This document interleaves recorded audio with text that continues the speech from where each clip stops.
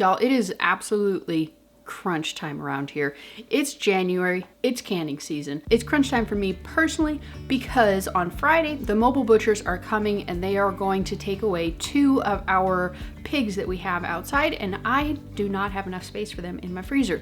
So we're doing a whole bunch of canning. Mostly chicken, but a lot of other stuff too.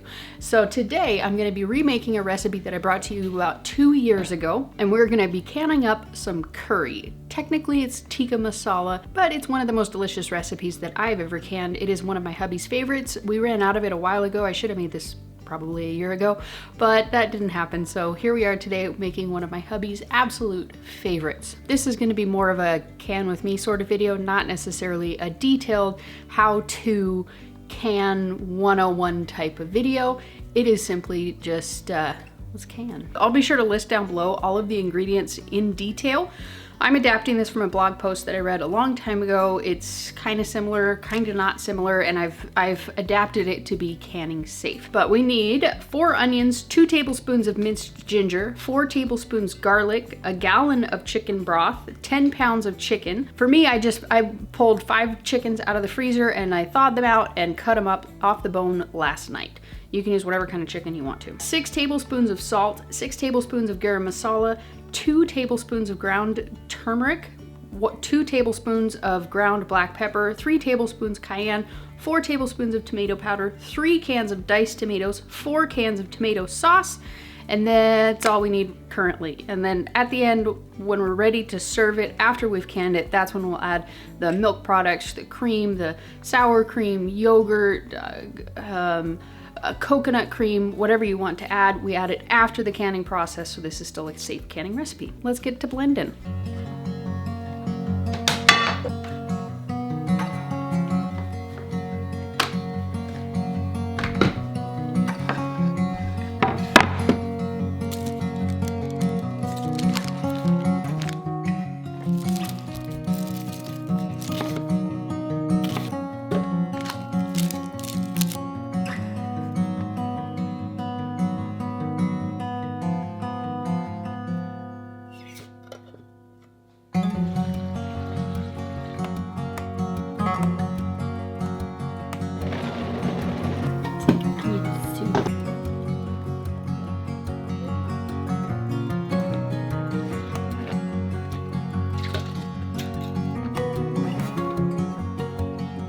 Last night when I was cutting up all of the chickens, all the extra parts, all the bones, the skin, stuff like that, I put in that stock pot so I can replenish the giant amounts of chicken broth that I'm using in this recipe.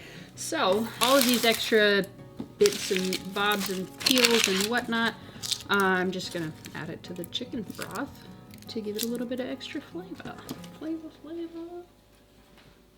Now comes the time-consuming part. We need to cook off all of that chicken. We're not gonna cook it all the way through. We're just gonna kind of cook it on the outside so it doesn't end up as like a congealed mass inside. It also gives it a better texture when it's finished canning.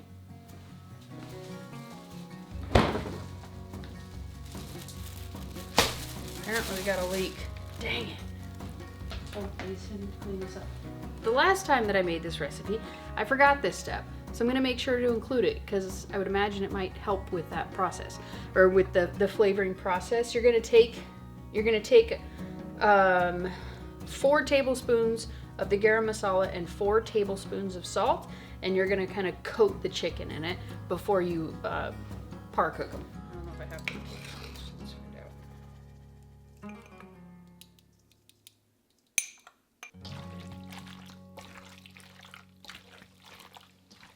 All right, so we got our raw bowl, our cooked bowl. I'm gonna bust out my portable burner because we got the chicken broth going there. Let's do it. If you want the chicken to brown, cook it in smaller batches. I don't particularly care about that, so I'm just gonna cook it. The recipe calls for vegetable oil to cook the chicken in, but gross. So I'm using avocado oil instead.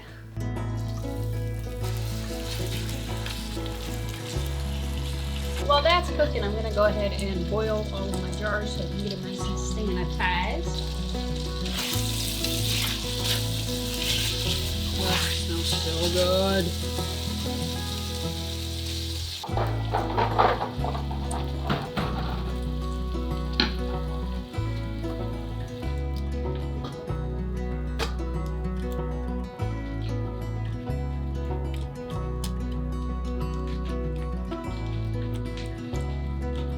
you get the idea. I'm gonna cook off the rest of this. This burner kind of sucks. So I moved it over to the stove because it was just taking way too long. But what we can do while we're waiting for the chicken to cook off is I'm gonna go ahead and pour in our onion juice. And we gotta get it up to temperature. We gotta get it hot. And while it's warming up, we can go ahead and add in the rest of our spices. So we just need 2 more tablespoons of salt, 2 more tablespoons of garam masala, 3 tablespoons of cayenne. We're using the super extra hot cayenne as labeled on here because we like our heat. 2 tablespoons of pepper and 4 tablespoons of turmeric.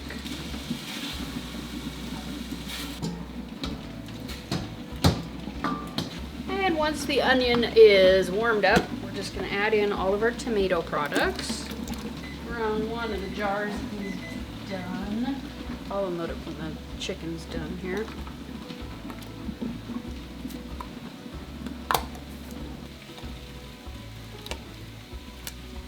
And let this one get up to temperature as well. Oh, I almost forgot, another ½ gallon of chicken broth. I'm doing a double stack. I'm hoping to get the full 19 pints out of this thing. So I need to run the load a second time. For the jars.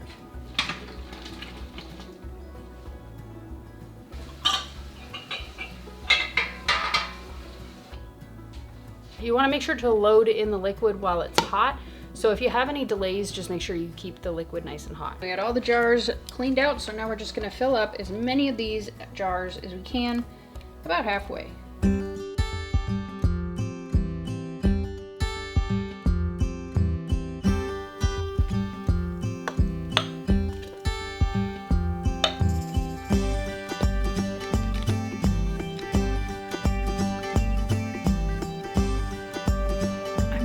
Why this time, but I have a ton of broth left over.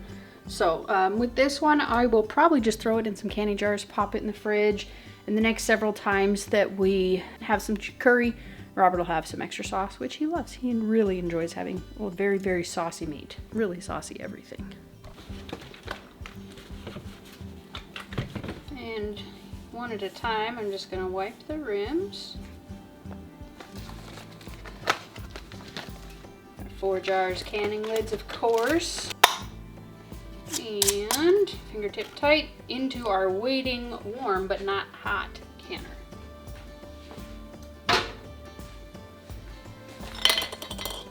Got it in the canner. Ooh, that is bright.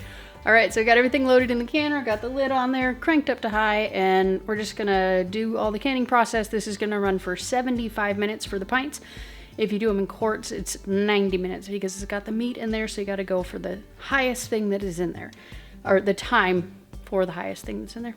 Anyways, I'm gonna get all of this cleaned up, and then we're gonna make some rolls. I hope you guys can overlook the noise going on in the background. The dishes have just piled up. I could not wait to run the dishwasher. So I've made this recipe several times before. It is easy homemade dinner rolls from savorynothings.com. It is delicious. It's not something I should really be consuming. I have had some. Thankfully, I haven't had any digestive upset over it, so I think I've been doing some healing in my journeys. I just think that these rolls would go really well with the curry, which I'm gonna have for dinner. It calls for 1 envelope of active dry yeast, a ½ cup of room temperature water, a cup of milk, 4 tablespoons of melted butter, 2 tablespoons of sugar, 4 cups of AP flour, and a ½ tablespoon of salt, plus an egg for the egg wash and some more melted butter to brush on top. Don't skip that step. Makes it freaking delicious.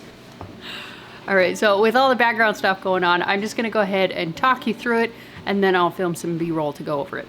So, my phone's upside down. So the first thing that we're gonna do is we're gonna whisk the yeast into the water and let it set until it gets nice and kind of foamy. You can kind of tell it's been activated. Once you mix that, then you're gonna go ahead and melt the butter. And once the butter's melted, add the milk to it to kind of get that a little bit warm. Also, the first time that I made it, I did not do that step. The butter solidified and it just it took a really long time to mix it together. So definitely make sure that you warm the milk, but don't heat it. Like, you don't want it too hot. And then in the bowl of a stand mixer, put the flour and the salt in there, kind of give it a little bit of a whisk. Once the yeast is activated, go ahead and combine that with the milk butter mixture, whisk in the sugar, and then you're gonna add that to the blender with a dough hook and mix it until it has reached the window stage. And basically all that means is you roll it up into a nice little ball, you kind of stretch it out until it's opaque and it doesn't break. And then you just cover it with some Then you're just gonna cover it with some saran wrap and let it warm for an hour. I found that it is a lot better if you preheat the oven and just kind of set it on top of the stove top. It gives it a nice warm surface and lets it rise a lot more. You'll have to excuse the background noise. The canner is still running. So I figured while I'm waiting for all of that to happen, let's make some milk kefir. This is pretty much the easiest ferment that you can make. You just strain out the grains, separate it from the finished kefir, and then pour milk over it. That's really it. It's so easy. And it is literally the most powerful probiotic on planet Earth. So, I mean, you kind of can't go wrong. The other day I was talking about it in a video. I'll link that one at the end of this one, where I was talking about some of the benefits of milk kefir as well as a couple of other ferments.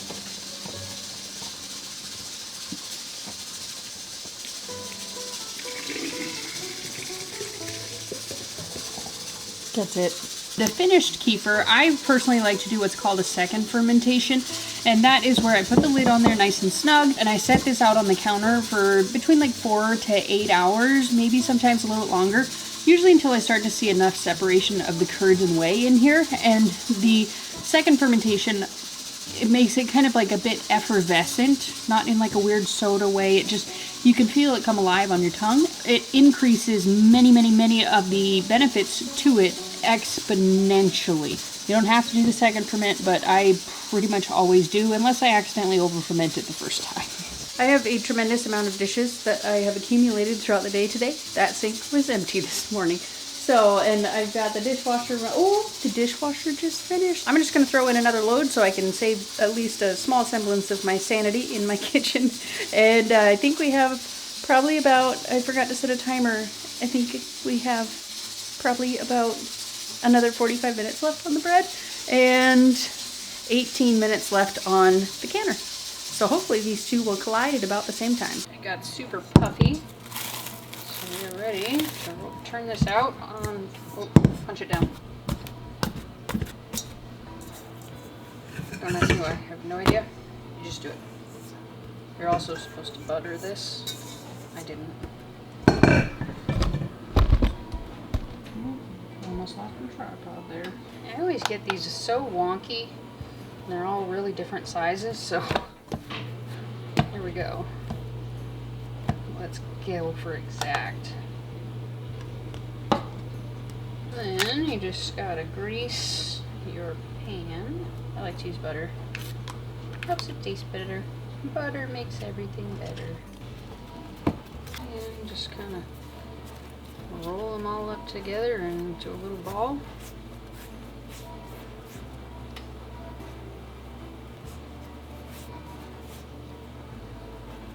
Cover them up and let these ones sit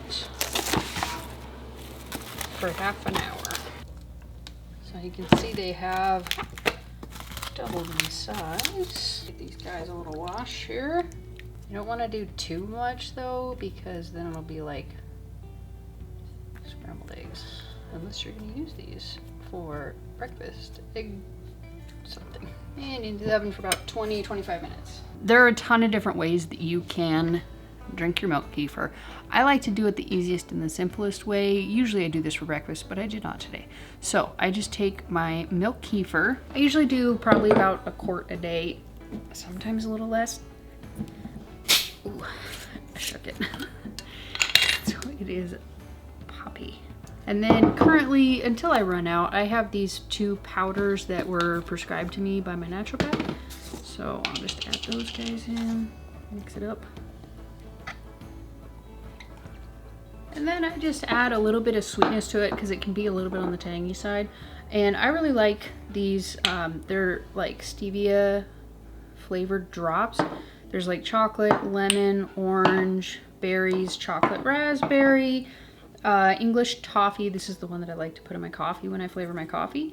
And vanilla. I mean, there's all different kinds. It's like 1 dropper full. Add in the rest here. If you're new to ferments, do not start with this much kefir. It's been a long time coming. I've been consuming milk kefir off and on for several years. It is a very potent ferment, and you will get some serious digestive upset if you try doing too much at a time. And I just get my grains on Etsy. Maybe someday I'll start selling them because I have quite an abundance, but currently I am not. That's all I do. I like to keep things simple around here. While I'm sipping on my kefir, the canner's done. Let some of the steam escape. I didn't hear anything weird going on in the canning process, so hopefully everything is good in there. Give it like 5 minutes. All right. This is the best part.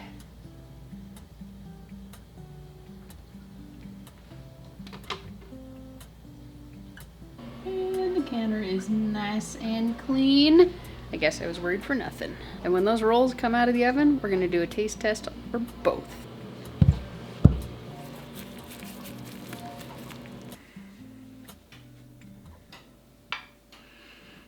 Ready for some curry with rolls? Mm-hmm. I figured you might be. These rolls. These better than Hawaiian rolls? Yeah. I like these better. You mean it? I mean, Yay. give me these over the Hawaiian rolls. Robert's gonna help us do a taste test on the curry, which is still warm, and the rolls. Oh. So these just came out of the canner, so. I want some. Okay. We got the curry, nice and soupy. Wow. You want to add something to it, like some cream or something? Oh, just have it as is. Can I taste it now? Here's your curry. Thank you. Welcome. It's very good. Is it as good as you remember? Yeah. I just need to add some yogurt to it. Yeah. I think. I have kefir. Mm-hmm. Oh, kefir. Okay. Well. Or cream. Yeah. Good recipe. Thanks for making this. You're welcome. It's a little spicier than I remember. I think that hot cayenne. It's great. I think that hot cayenne Thanks. did it. Gotta taste the rolls too. That's good too. I know that already. In advance of that one. Still gotta taste it. Are those good? Dip it in there. Yep. That's why I figured I'd make it. Ooh, these would go really good together. All right. Oh, sorry. Maybe too much noise in your ear. The sound is terrible. Ah, you're doing it on purpose. I know it. Okay. All right. Well, thanks for joining me in the kitchen today. Sorry. Okay. I just, All right, it's right when it's right in my ear. I'll It's just put this horrid. I can deal with it when it's like across the table, but like right in my ear. Go ahead and point to the things over here on this side. Thanks for joining me here on the homestead in the kitchen as we canned up curry, rolls, and made some kefir. Thanks for watching, and make sure you check out this video right here. I can't remember which one I referenced, but I'm gonna look it up when I'm editing and I'll put it right there. And peace out, sauerkraut.